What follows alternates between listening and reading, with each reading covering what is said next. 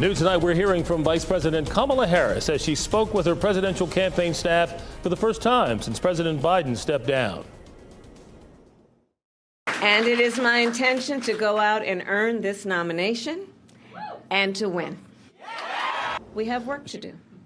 We have doors to knock on. We have people to talk to. We have phone calls to make. And we have an election to win. She went on to praise President Biden for a legacy she called unmatched. The president also phoned in to the event, promising to remain fully engaged to help Kamala Harris beat Donald Trump. Groups backing Harris have already raised $81 million since yesterday. That's the most money ever raised by a presidential candidate in 24 hours.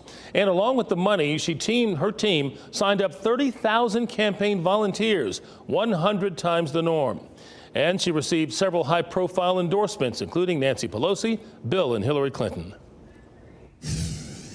And back here in the WRAL Live Center, two new political developments in the past 30 minutes. First of all, the Wall Street Journal is reporting that the Harris campaign has reached out to a list of potential vice presidential nominees requesting vetting materials. And Governor Roy Cooper is on that list, according to the Wall Street Journal. Also, Senator Mark Kelly of Arizona, Governor Josh Shapiro of Pennsylvania, and Governor Gretchen Whitmer of Michigan also on the list. And here are two names that maybe have not been bandied around quite as much. Governor Tim Walz of Minnesota and Governor J.B. Pritzker of Illinois.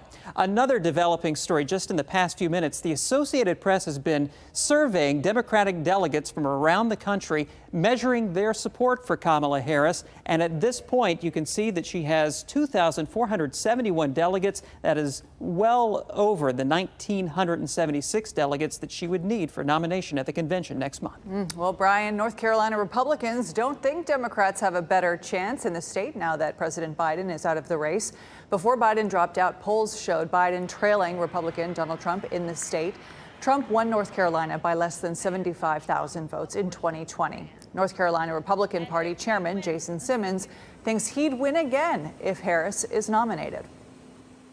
Whoever their candidate is, they're still going to have to address, especially if it's Kamala Harris, who has been an enabler for Joe Biden. When asked about Governor Cooper being on the short list for vice president, he said that he didn't believe Cooper's record would stand up to scrutiny. Less than 24 hours after Biden's announcement, Trump's running mate, Senator J.D. Vance, campaigned solo for the first time as the Republican VP nominee. In the coming days, former President Trump will make a campaign stop in North Carolina. He'll be in Charlotte for a rally at Bojangles Coliseum Wednesday night. You can count on WRAL for coverage of that rally.